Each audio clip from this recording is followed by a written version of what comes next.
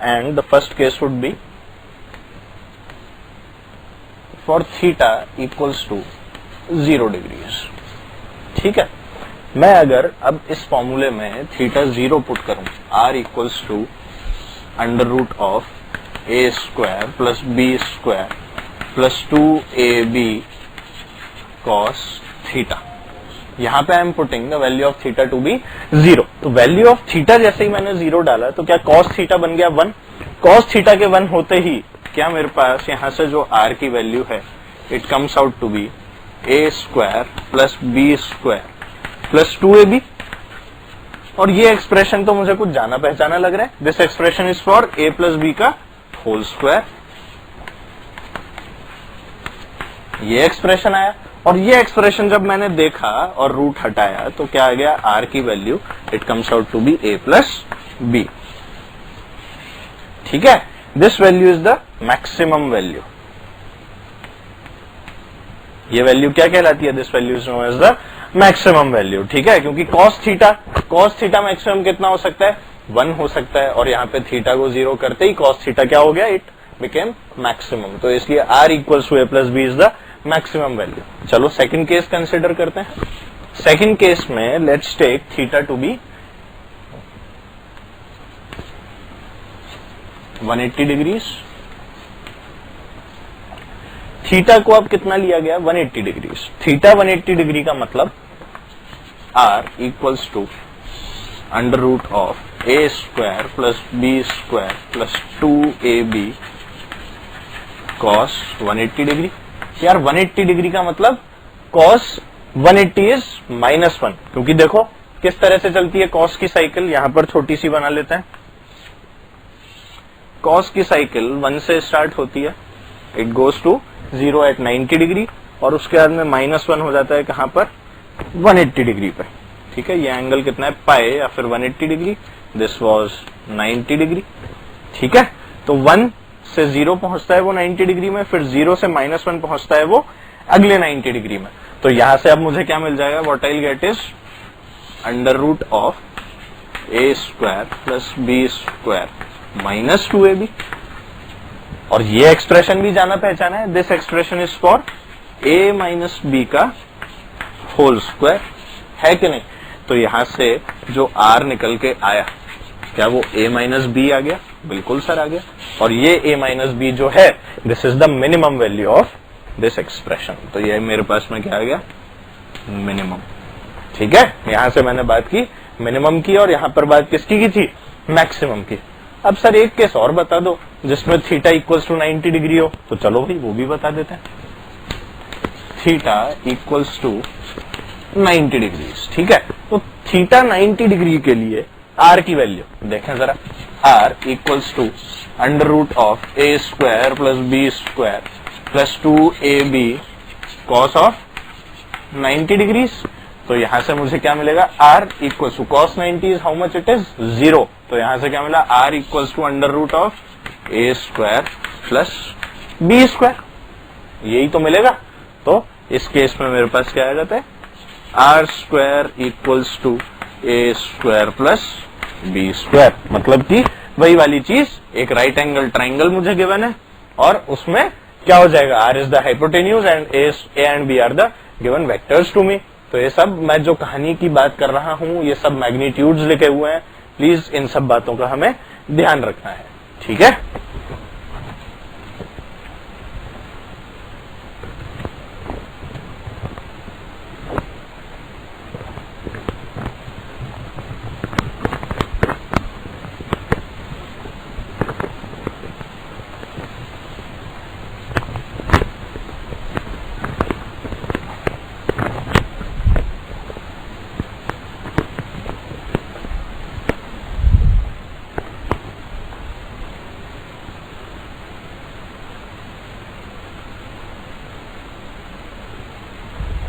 चलो अब एक एग्जाम्पल देख लेते हैं. If the magnitude of A equals to the magnitude of B, then find the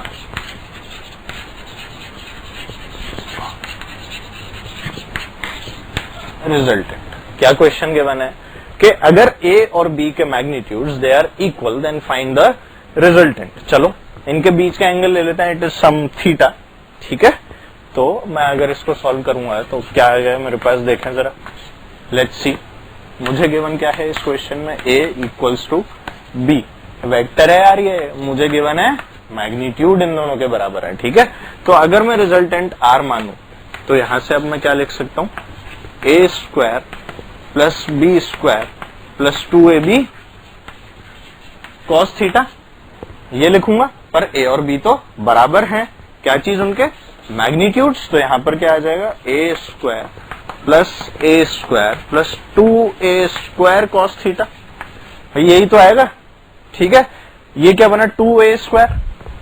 इसे आगे सॉल्व किया मैंने तो मेरे पास आ गया r equals to under root of 2a square plus 2a square cos theta. 2a square अगर मैं अब यहां से कॉमन ले लूं तो ये कितना आ जाता है, 1 प्लस कॉस थीटा। और मैं जानता हूं that 1 plus cos theta is 2 cos square theta by 2। ये तो मैंने ट्रिग्नोमेट्री में पढ़ रखा भी है। तो ये आ गया 2a square into 1 plus cos square theta by 2, ये आ गया मेरे पास। आगे क्या हो जाएगा अब, ये 2a स्क्वायर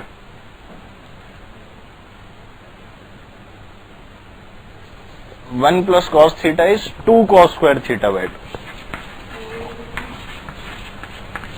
ठीक है, 1 plus cos theta is 2 cos square theta by 2, है ना। तो यहां पर ये आ गया, और इसके आने के बाद में ये देखो जरा, अब मेरे पास क्या बचेगा, R is equal to under root of, ये 2 और 2 मल्टीप्लाई हो गए, 4a square cos square theta by 2। अब क्या इस रूट से कोई चीज बाहर भी आ सकती है, हाँ सर आ सकती है, क्यों नहीं आ सकती। इस रूट से क्या बाहर आया, 4a स्क्वायर, और ये क्या था, कॉस स्क्वायर। तो यहां से मेरे पास जो बाहर चीजें निकल के आई वो क्या क्या आ गई, एक तो आई 2, एक आया a, और यहां से कॉस स्क्वायर थीटा बाय 2 मतलब कि कॉस थीटा बाय 2। तो यहां से मैंने क्या निकाल लिया, the resultant of such a vector जिसके की मैग्नीट्यूड्स क्या हैं, बराबर हैं। ए और बी क्या है, they are equal in magnitude. तो वहां से मुझे पता लगा that the resultant will be equal to 2a cos theta by 2 which is the required answer. इनको देख चुके हैं, हमने उसका एनालिटिकल मेथड देखा, हमने उसका ग्राफिकल मेथड भी देखा जिसमें triangle law, parallelogram law, polygon law और कई तरह के लॉस थे। एनालिटिकल मेथड का फॉर्मूला क्या था, r equals to under root of a square plus b square plus 2ab cos theta, where theta is the angle between the two vectors, और ये एंगल कौन सा होना चाहिए, द स्मॉलर एंगल। अब हम बात करेंगे वेक्टर सब्ट्रैक्शन की। तो वेक्टर सब्ट्रैक्शन में अगर हम बोले तो जैसे हम वहां पर क्या करते थे, r equals to a plus B किया करते थे। ठीक है, यहां पर क्या हो गया, मुझे निकालना है सब्ट्रैक्शन। तो अब मुझे क्या करना पड़ेगा, a माइनस बी करना पड़ेगा। और इस a माइनस बी को अगर मैं देखूं तो this is an extension to the addition law. और वो किस तरह से, जरा देखें, ये एक्सटेंशन कैसे है, इसको मैं इस तरह से भी लिख सकता हूं, a प्लस माइनस बी, जो कहां से आता है, from the commutative law of vectors. तो ये क्या आ गया मेरे पास, a प्लस माइनस बी, और माइनस बी क्या, negative of the B vector. तो चलो देखते हैं आखिर ये आता कैसे है। अगर मैं वेक्टर सब्ट्रैक्शन की बात करता हूं तो let's say this is your vector a and this is your vector b। ठीक है, तो माइनस बी कौन सा वेक्टर होगा, माइनस बी जो वेक्टर होगा वो होगा ये वाला,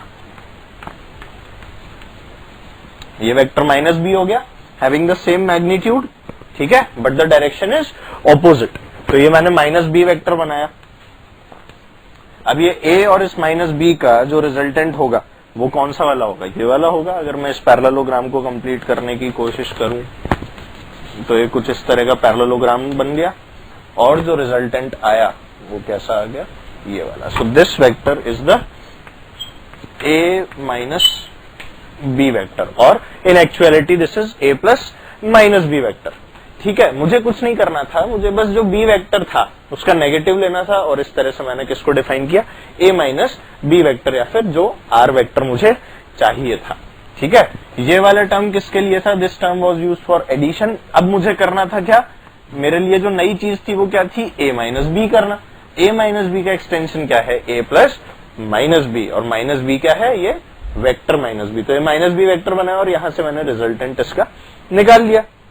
ठीक है, अब इसको जब मैं देखता हूं तो मेरे मन में एक ख्याल आता है, और वो क्या है कि जब मैंने ये पैरेललोग्राम लॉ अप्लाई किया, ये देखो this is vector A and this is let's say vector B, पहले की तरह। ठीक है, तो जब ये पैरेललोग्राम में कंप्लीट कर रहा था तो यहां से एक विचार आता है, और वो विचार क्या है जरा देखो। a प्लस बी वेक्टर जो था, क्या वो ये वाला वेक्टर था?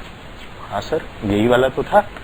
This vector was a plus B, और यहां से देखो a माइनस बी वेक्टर क्या आया, ये वाला वेक्टर। तो अगर अब मैं a माइनस बी वेक्टर को मार्क करूं तो क्या ये मेरे पास में a माइनस बी वेक्टर है? बिल्कुल। तो क्या मेरे पास में दोनों डायगोनल्स आ गई, और ये डायगोनल्स किसकी है? इस पैरेललोग्राम की। तो ये वेक्टर कौन सा आ गया मेरे पास? a माइनस बी, और ये वेक्टर कौन सा आ गया मेरे पास में? a plus B. तो एक तरह से देखा जाए तो a प्लस बी और a माइनस बी जो है, these two are the diagonals of a parallelogram. ठीक है ना, तो यहां से मैंने दोनों ही चीजें देख ली। ट्राइंगल लॉ इसमें आराम से लगाया ही जा सकता है, पैरेललोग्राम लॉ से मैंने इसको निकाल लिया। ठीक है, अब इसमें अगर मैं बात करूं एनालिटिकल मेथड की, तो एनालिटिकल मेथड में जहां पर थीटा था, क्या वहां पे 180 माइनस थीटा हो जाएगा? क्योंकि मैंने वेक्टर के साथ क्या किया है, उसका नेगेटिव ले लिया। तो अगर एनालिटिकल फॉर्म की मैं बात करूं तो मैं क्या लिख सकता हूं इस बार? What I can write is, I can write r equals to under root of a square plus b square plus 2ab cos of theta, या 180 minus theta, it will be 180 minus theta. तो यहां से मेरे पास में r ये आ गया, and cos of 180 minus theta is minus cos theta. तो यहां से मुझे जो एक्सप्रेशन r का है वो यहां से क्या मिल गया? Under root of a square plus b square minus 2ab cos theta. तो इस तरह से मैंने क्या निकाल लिया? ये analytical form of vector subtraction. इस तरह से मैंने वेक्टर के सब्ट्रैक्शन को भी क्या कर दिया है? डिफाइन कर दिया है। ठीक है, चलो आगे बढ़ते हैं।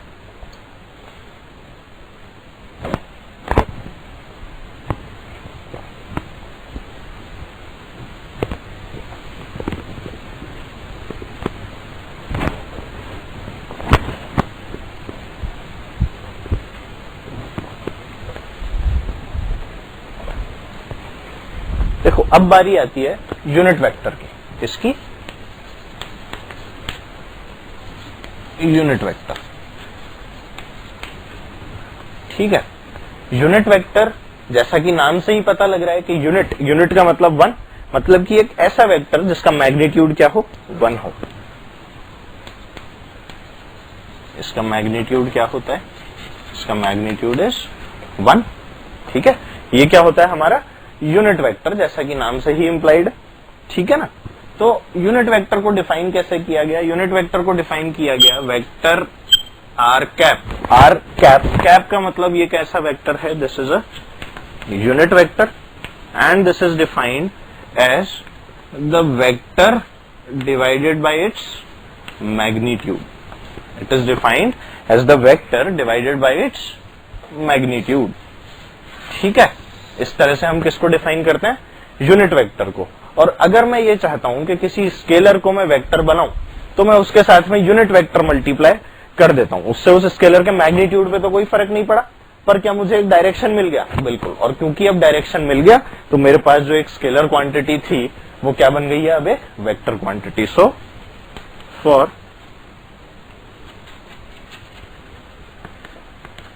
Converting a scalar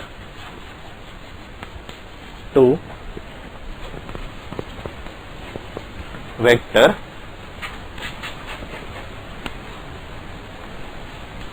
we multiply the scalar with unit vector। ठीक है, अभी यूनिट वेक्टर डायरेक्शन बता रहा है, और डायरेक्शन किस तरह से बता रहा है जरा देखें। मैं जानता हूं कि there are 3 axes which exist, this is the X axis, this is the Y axis and this is the Z axis. Z axis कौन सी है?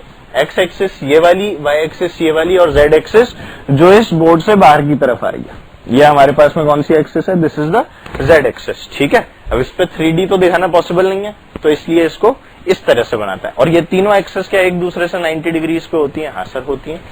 तो एक्स डायरेक्शन में जो एक स्टैंडर्डाइज किया गया वो क्या था कि एक्स डायरेक्शन में यूनिट वेक्टर लिया गया आई कैप, वाई डायरेक्शन के लिया गया जे कैप, और जेड डायरेक्शन के लिया गया के कैप। तो इन तीनों के लिए हमने एक एक यूनिट वेक्टर माना, एक्स डायरेक्शन के लिए आई कैप, वाई के लिए जे कैप और जेड के लिए के कैप। और अब इन्हीं के टर्म में हम लोग आगे की चीजें पढ़ेंगे कि आखिर किस तरह से यूनिट वेक्टर ने हमारी हेल्प की वेक्टर अलजेब्रा को सॉल्व करने के लिए। ठीक है, चलो आगे पढ़ते हैं।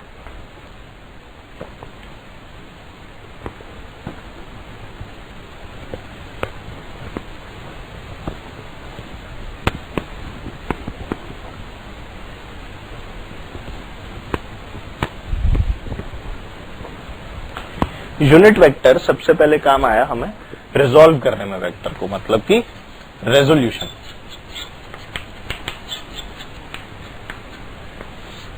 रेजोल्यूशन ऑफ अ वेक्टर की हम लोग अब बात कर रहे हैं। तो रेजोल्यूशन आखिर क्या है sir? Resolution is nothing but splitting of the vector. क्या है ये? Splitting of the vector into different components। इसे हमने क्या नाम दिया है? Resolution of a vector. अब देखें जरा ये होता कैसा है सर ये रेजोल्यूशन, अब ये भी बता दो। तो देखो कुछ भी नहीं है,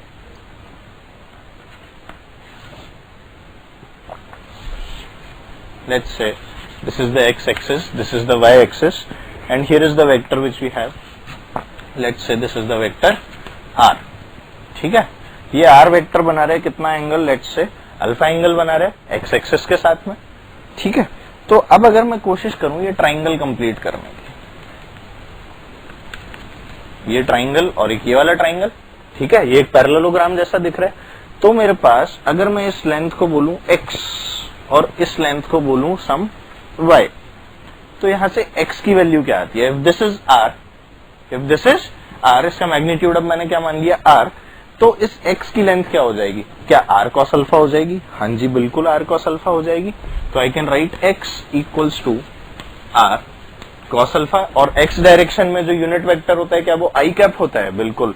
तो इधर को i कैप और इधर को y डायरेक्शन में j cap. So x becomes r cos alpha i cap and similarly y becomes, y की लेंथ क्या हो जाएगी? If this is r then this is r sin alpha. तो ये आ गया r sin alpha j cap. यहां से मैंने x और y के लिए इक्वेशंस लिखी। और अब जो मेरा वेक्टर r है वो क्या है? It is basically x plus y। तो r की जो वैल्यू है वो अब मैं कैसे दूंगा? r equals to r cos alpha i cap plus r sin alpha j cap. So this is my vector r and these are the components of this vector r in the direction x and in the direction।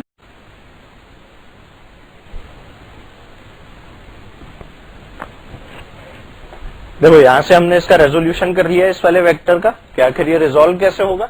अब किसी ने अगर मुझे बोला कि sir इसका magnitude भी निकाल के बताओ, तो इसका मैग्नीट्यूड क्या हो जाएगा? इसका x कंपोनेंट का स्क्वायर प्लस इसका y कंपोनेंट के स्क्वायर का अंडर रूट। तो ये आ गया मेरे पास में R X square plus R Y square. ठीक है, तो ये इस वेक्टर का क्या हो गया? मैग्नीट्यूड। अब इसमें tan अल्फा अगर मैं लिखना चाहता हूं, अगर मैं क्या निकालना चाहता हूं, इसमें अल्फा भी निकालना चाहता हूं, तो मैं अगर tan अल्फा लिखूंगा तो मैं क्या लिखूंगा? It is perpendicular upon base. तो perpendicular is R Y and the base is R X. ये x और y जो लिखा है इन्हीं की बात कर रहे हैं।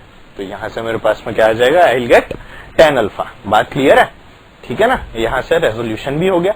अब आगे चलते हैं और देखते हैं कि रेजोल्यूशन का एक दो एग्जांपल देख लेते हैं। चलो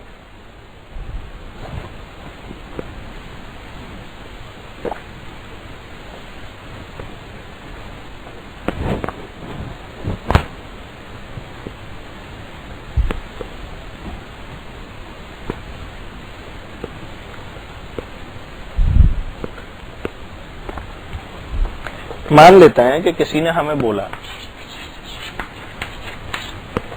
to resolve a force of 50 Newton's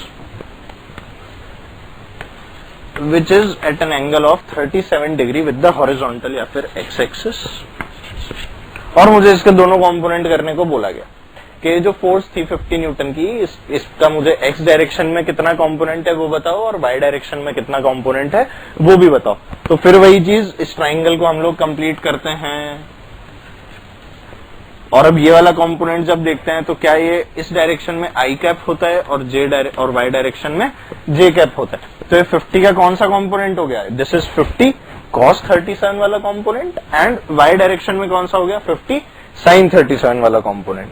so if let's say this is a vector f, है ना, तो यहां से मैं क्या लिख सकता हूं, f equals to 50 cos 37 i cap plus 50 sin 37 j cap.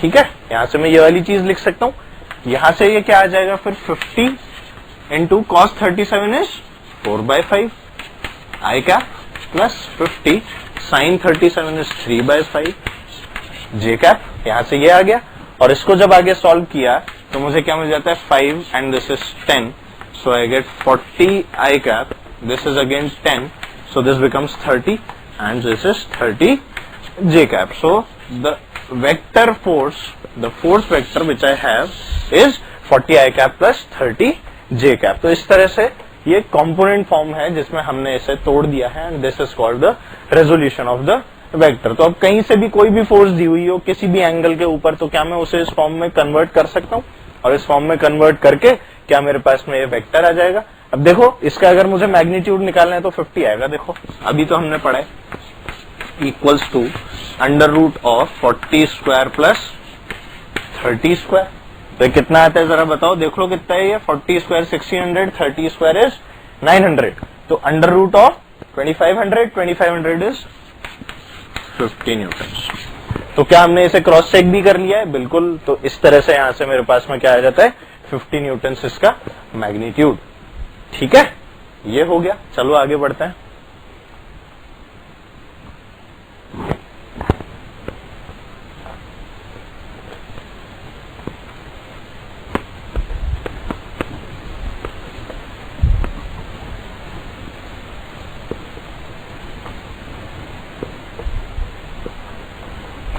अब बात करते हैं हम लोग पोजीशन एंड डिस्प्लेसमेंट वेक्टर की।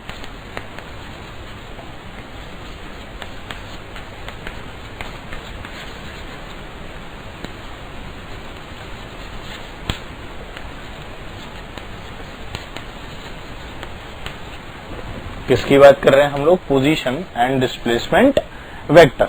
तो देखो सबसे पहले जब हमने पोजीशन की बात की तो पोजीशन के लिए क्या होगा जरा देखें। पोजीशन की जब हम बात करेंगे तो क्या पोजीशन वो वाली जगह होगी जहां से कि पार्टिकल को हम डिफाइन करेंगे कि पार्टिकल आखिर ओरिजिन से किस जगह पर था, और क्या इसके लिए एक ओरिजिन मानना जरूरी है।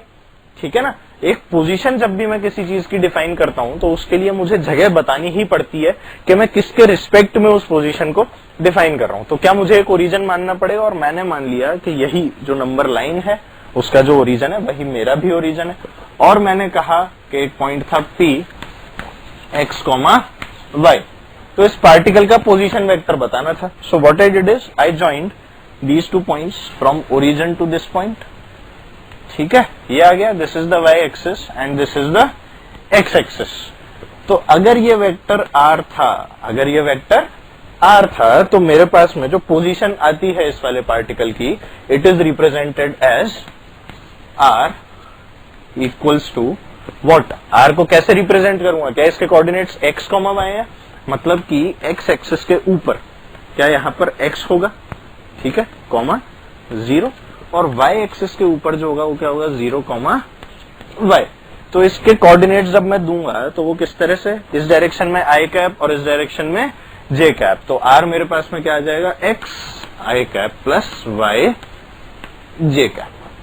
ठीक है, इस तरह से किसी भी पार्टिकल की हम लोग पोजीशन दे सकते हैं, ठीक है, by the help of unit vectors. मुझे बस ये पता था कि पार्टिकल एक्स वाई पे पड़ा हुआ है, मैंने क्या किया, एक ओरिजिन माना और उस पार्टिकल को वेक्टोरियली डिफाइन कर दिया कि उसकी पोजीशन आखिर उस स्पेस में कहां पर है। तो मेरे पास क्या आ गया, R equals to X I cap plus Y J cap. अब इसी में देखो, अगर मुझसे बोला जाए इस पार्टिकल जो है, ये वाला जो पार्टिकल है, ये पार्टिकल एक्स कॉमा वाई से कहीं एक्स नॉट वाई नॉट पर चला जाता है, या फिर मान लो ये है x1 और y1, तो यहां पर भी इसे 1 और 1 कर देते हैं, और यही पार्टिकल जो है अब पहुंच जाता है किसी पॉइंट x2 y2 पे, ठीक है। तो हम इसे ज्वाइन करेंगे फ्रॉम दी ओरिजिन, इस तरह से हमने इसे ज्वाइन किया, और अब हमसे पूछा गया कि इस वाले पार्टिकल का डिस्प्लेसमेंट वेक्टर क्या होगा, इस पार्टिकल का क्या होगा डिस्प्लेसमेंट वेक्टर। तो जरा सोचो डिस्प्लेसमेंट वेक्टर को कैसे निकाला जाएगा।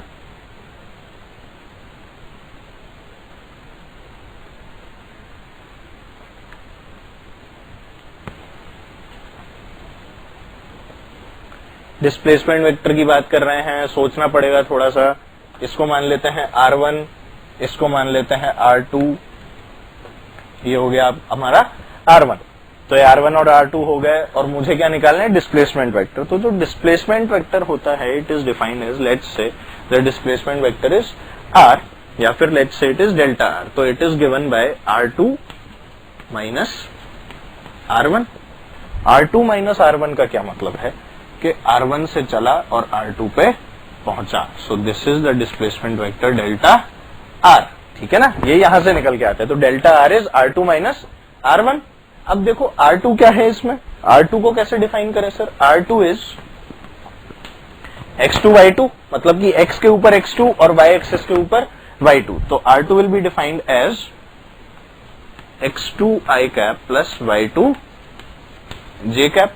अरे यही तो आएगा यार R2, ठीक है, ये आ गया मेरे पास में R2। तो अब डेल्टा R कितना हो जाएगा, delta R will be equal to, delta R will be equal to x1 i cap plus y1 j cap minus x2 i cap plus y2 j cap. अब देखो इस यूनिट वेक्टर की या फिर resolve करने की खास बात क्या थी कि ये जो x एक्सिस वाले कंपोनेंट्स हैं और जो y एक्सिस वाले कंपोनेंट्स हैं, ये अब एक पर्टिकुलर यूनिट वेक्टर के टर्म में डिफाइन कर दिए गए। तो अब क्या मैं जैसे प्रॉपर एल्जेब्रा में एक डायरेक्शन वाली चीजों को ऐड कर लेता था या फिर एक तरफ वाली चीजों को जोड़ लेता था, क्या अब वैसा ही कुछ हो गया। देखो 2x प्लस 3x क्या 5x होता है, तो इसी तरह से अब क्या हो गया, x1 i कैप और ये x2 i कैप। तो क्या i कैप अब कॉमन निकल के मुझे एक टर्म दे देगा x2 माइनस x1, जो मुझे यहां से मिल जाएगी, दिस विल बी x2 और ये हो जाएगा y2, ये होगा x1 और ये क्या होगा y1, ठीक है। R2 माइनस R1 है ना। तो अब क्या मेरे को यहां से टर्म मिलेगी x2 minus x1 i cap में और y2 minus y1 j cap में। तो यही खास बात है हमारे कंपोनेंट करने की कि एक डायरेक्शन वाली फोर्सेस या फिर जो भी वेक्टर है उस एक डायरेक्शन में हम उसको जोड़ घटा सकते हैं सिंपल एल्जेब्रा से, ठीक है। तो यहां से अब मुझे क्या मिल जाएगा, what I will get is delta R which is the displacement vector and it will be given by x2 minus x1 i cap plus y2 minus y1 j cap। तो इस तरह से मैंने किसको डिफाइन किया, I have defined the displacement vector. अच्छा देखो इस डिस्प्लेसमेंट वेक्टर की मैग्नीट्यूड की अगर मैं बात करूं तो मैग्नीट्यूड कितना होगा, the magnitude would be under root of क्या होता है x2 माइनस x1 का whole square plus y2 minus y1 का होल स्क्वायर। तो ये क्या आ गया मेरे पास में, the magnitude of this delta R। अब किसी ने पूछा इसकी डायरेक्शन भी बताओ, तो क्या डायरेक्शन के लिए मुझे इसका यूनिट वेक्टर निकालना पड़ेगा, बिल्कुल। तो यूनिट वेक्टर इसका क्या आ जाएगा निकल के, I can write delta R cap equals to क्या vector delta R divided by the vector's magnitude. तो क्या आ जाएगा ये delta R cap will be equal to vector delta R। Vector delta R क्या है, ये x2 minus x1 i cap plus y2 minus y1 j cap and this divided by the magnitude of delta R which is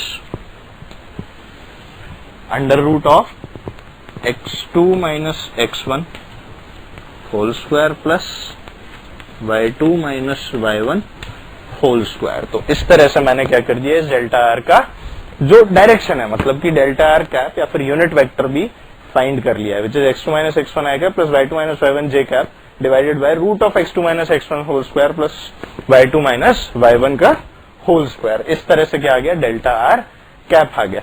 अब यही अगर 3D में होता तो क्या होता है यार, एक z एक्सिस के अंदर और एक कंपोनेंट आ जाता, फिर क्या होता, मैं लिखता x1 y1 z1 x2 y2 z2, ठीक है।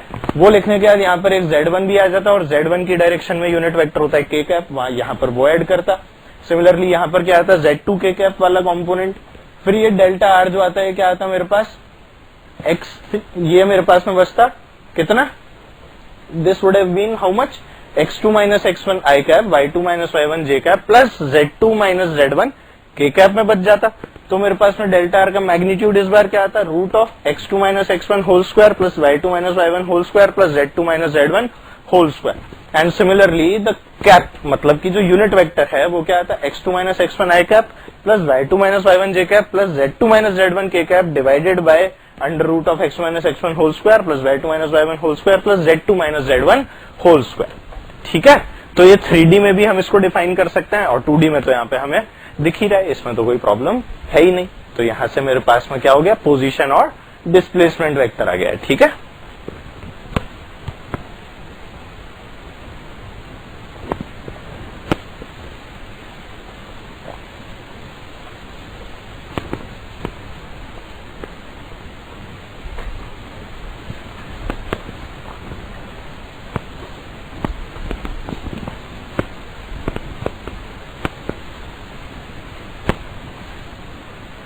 चलो इस पर बेस्ड एक छोटा सा एग्जांपल देखते हैं। लेट्स से कि एक बर्ड है and it is flying in the air, this is X axis, this is Y axis, और जो बर्ड है जेड एक्सिस भी मान लेते हैं गिवन है, जिससे 3D वाला फॉर्म हमें क्लियर हो जाए। उस वाले बर्ड के जो पोजीशन वेक्टर हैं वो कैसे चेंज हो रहे हैं, let's say this is 3 4 5 and the bird goes to let's say some place 6 7 8, चलो यहां पहुंचा देते हैं बर्ड को, ठीक है। बर्ड कहां पहुंच जाती है, 3 4 5 से 6 7 8, और मुझसे पूछा गया फाइंड द डिस्प्लेसमेंट वेक्टर। तो देखो जरा क्या होगा, ये उसका मैंने मान लिया क्या, दिस इज द r1 जहां वो इनिशियली प्रेजेंट थी, ये उसका पोजीशन वेक्टर r1, और सिमिलरली ये क्या हो गया, इसका पोजीशन वेक्टर r2। तो डिस्प्लेसमेंट वेक्टर क्या हो जाएगा, displacement vector will be this. अब ये जो डिस्प्लेसमेंट वेक्टर है इसी को मुझे फाइंड आउट करना है, तो ये डिस्प्लेसमेंट वेक्टर क्या है, डेल्टा आर। ये क्या हो जाएगा, r2 माइनस r1 होगा, और r2 और r1 की वैल्यूज अब लिख लेते हैं हम लोग। r1 will be 3 i cap plus 4 j cap plus 5 k cap, और सिमिलरली r2 क्या हो जाएगा, r2 will be equal to 6 i cap plus 7 j cap plus 8 k cap. r2 और r1 आ गए मेरे पास। अब r2 और r1 जब मेरे पास में आ गए तो अब मैं क्या बोलूंगा, for the displacement vector delta R what I get is vector r2 minus vector r1 which will give me what, 6 minus 3 7 minus 4 and 8 minus 5. So this will become, let's write it completely, ये क्या आ जाएगा, 6 minus 3 i cap plus 7 minus 4 j cap plus 8 minus 5 j cap, ठीक है। x y और z axis तीनों में defined है ना यार, 3 4 5 और 6 7 8। तो यहां से मेरे पास ये क्या निकल के आता है, let's see, this gives me the value of delta R to be 3 i cap plus 3 j cap plus 3 k cap। ये क्या आ गया मेरे पास, डेल्टा आर, मतलब कि द डिस्प्लेसमेंट वेक्टर। अब अगर मुझे कोई बोले कि ये जो डेल्टा आर है इसका मैग्नीट्यूड निकाल के बताओ, तो मैग्नीट्यूड निकालने में क्या बड़ी बात है, डेल्टा आर का magnitude will be equal to under root of X square plus Y square plus Z square, मतलब कि 9 plus 9 plus 9 which is under root 27, ठीक है। और वहीं अगर डायरेक्शन निकालनी है तो डेल्टा आर कैप भी लिख देते हैं। तो डेल्टा आर कैप क्या हो जाएगा, vector which is 3 I cap plus 3 J cap plus 3 K cap and this divided by root 27। So this is the direction of delta R vector. ठीक है, तो यहां से मैंने ये सारी चीजें निकाल ली हैं। ठीक, तो यूनिट वेक्टर्स की इंपॉर्टेंस हम लोग देख चुके हैं कि यूनिट वेक्टर्स क्या करते हैं, हमारी चीजों को आसान कर देते हैं। ठीक है, किस तरह से आसान करते हैं कि वो एक एक डायरेक्शन में हर वेक्टर को डिफाइन कर देते हैं। जैसे कि एक्स एक्सिस में एक को डिफाइन कर दिया, एक को वाई एक्सिस में डिफाइन कर दिया। ये अगर जे कैप वाली डायरेक्शन फॉर वाई एक्सिस, ये एक्स में अगर आई कैप ले लिया जाए और मान लो एक फोर्स दी जाए एफ, तो इस फोर्स को हमने लिखना सीखा था that this force can be written as F equals to how much, let's say this angle is alpha. तो हमने इसे क्या लिखा था, F cos alpha I cap plus F sine alpha J cap. हमने इस वाली फोर्स को यही लिखा था। अब इस फोर्स के साथ में लेट्स से कि मुझे एक फोर्स और दे दी जाए in this direction making an angle beta, making an angle how much, beta with the horizontal. ठीक है, तो अगर ये F1 है और अगर ये let's say this force is F2, और अब मुझे बोला what is the net force, मतलब कि F1 और F2 दोनों वेक्टर हैं और मुझे इनका सम निकालना है। अब I have to find F1 plus F2 मतलब कि नेट फोर्स। तो F2 को सबसे पहले तो ये देखते हैं कि F2 को कैसे डिफाइन करेंगे। F2 अगर ये डायरेक्शन जे कैप है तो क्या नीचे जो वेक्टर लाई करेगा यूनिट वो क्या माइनस जे कैप का होगा, बिल्कुल होगा सर। तो F2 क्या हो जाएगा मेरे पास, F2 cos बीटा आई कैप, इसका कंपोनेंट x डायरेक्शन में, और एक कंपोनेंट नेगेटिव y डायरेक्शन में, वो क्या हो जाएगा माइनस F2 साइन बीटा जे कैप। यहां से मेरे पास में ये वाला टर्म आएगा। अब F1 प्लस F2 जो कि नेट है उसकी जब मैं बात करूंगा तो वो क्या आ जाएगा, I have to find F1 plus F2। तो ये कितना आएगा मेरे पास, F1 cos alpha plus F2 cos beta, और ये दोनों कौन सी डायरेक्शन में है, आई कैप में, plus F1 sine alpha J cap और ये वाला भी जे कैप, मतलब कि F1 sine alpha minus F2 sine beta, और कौन सी डायरेक्शन में, जे कैप में। तो अब हमने वही चीज वापस देखी कि एल्जेब्राइकली हम लोग इसको वापस से नॉर्मल तरीके से सॉल्व कर सकते हैं, उसमें ऐसी कोई दिक्कत वाली बात नहीं है। ठीक है, अब इसका एक एग्जांपल देखते हैं।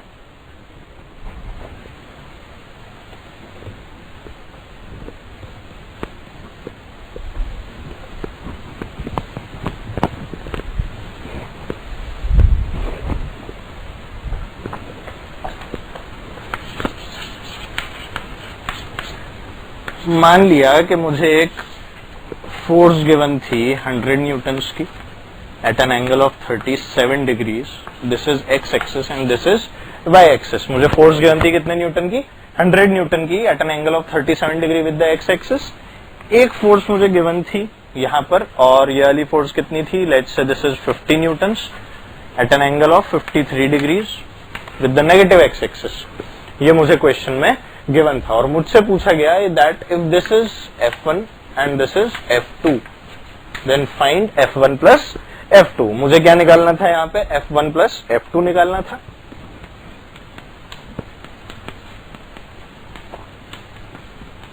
तो इसको करने का तरीका, और वो भी बहुत ही आसान तरीका, देखो जरा वही करना है। इसे कंपोनेंट्स में ब्रेक करेंगे, इसे कंपोनेंट्स में ब्रेक किया तो यहां से F1 क्या आ जाएगा मेरे पास, F1 will be 100 cos 37 I cap plus 100 sin 37 J cap. तो ये आ गया 100 cos 37 आई कैप प्लस 100 sin 37 जे कैप। ये कितना आ जाएगा, 100 cos 37 इज 4/5, मतलब कि 100 into 4/5 I cap plus 100 sin 37 is 3/5, 3/5 J cap. तो ये कितना आया यहाँ से 5, this is 20, so this becomes 80 I cap plus 60 J cap. ये 60 आ जाएगा यार।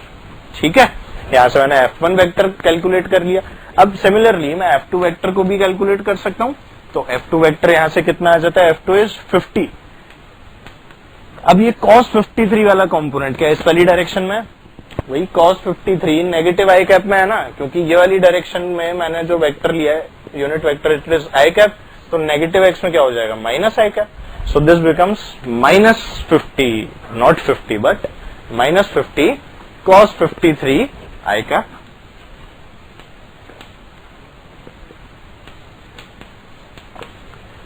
प्लस ये तो अभी y डायरेक्शन में ही है इसका साइन वाला component, so this will give me +50 sin 53 degree J cap. यहां से ये आया, इसे मैंने सॉल्व किया तो देखें जरा कितना आ गया, इसे सॉल्व करके आ गया -50 into cos 53। cos 53 is the same as sin 37, मतलब कि दिस इज 3/5। ठीक है, 3/5 and this is 10 I cap plus 50 sin 53 is 4/5 in J cap direction. ठीक है, ये कितना हो गया 50 10, सो this is 40 and this is -30, तो ये कितना आ गया -30 आई कैप प्लस 40 जे कैप। तो यहां से मैंने क्या निकाल ली, F2 भी निकाल लिए। अब कुछ नहीं करना, F1 और F2 को जोड़ना है, और यूनिट वेक्टर का हमें क्या फायदा मिला कि अब इन्हें अलजेब्राइकली जोड़ा जा सकता है बड़े आसानी से। तो देखो अब F1 प्लस F2 मुझे क्या मिलता है, F1 प्लस F2, यहां से मेरे पास में क्या आ जाएगा, F1 इज 80 प्लस 60 है ना, 80 आई कैप प्लस 60 जे कैप प्लस -30 आई कैप प्लस 40 जे कैप, -30 आई कैप प्लस 40 जे कैप। और इसे जब मैंने सॉल्व किया तो मेरे पास में क्या आ जाता है, what I get is F1 plus F2 is equal to I cap वाले एक साथ, so this is 80 minus 30 which gives me 50 I cap. ठीक है, और सिमिलरली जे वाले एक साथ, मतलब कि plus 40 and 60 is 100 J cap. तो इस तरह से मैंने क्या निकाल लिया, F1 प्लस F2। अब मान लो इसमें मुझसे पूछा होता what is the magnitude of F1 plus F2, तो मैं क्या करूंगा, मैग्नीट्यूड निकालने के लिए कोई बड़ी बात नहीं है, I have to add these, ऐसे करके स्क्वायर करके और उनका अंडर रूट ले लेना है। तो ये क्या आएगा, under root of 50 square plus 100 square. 50 square is 2500, 100 square will be 10,000, दोनों को ऐड करेंगे और यहां पर लिख देंगे। ठीक है ना, तो इस तरह से ये हो जाएगा मैग्नीट्यूड, और सिमिलरली डायरेक्शन भी निकाल लेंगे, ऐसा हम पहले तो कर ही चुके हैं ना यार। ठीक है, तो यहां से हमने क्या पढ़ लिया, addition and subtraction using the unit vectors. ठीक है, यहां से ये वाला पार्ट भी हमारा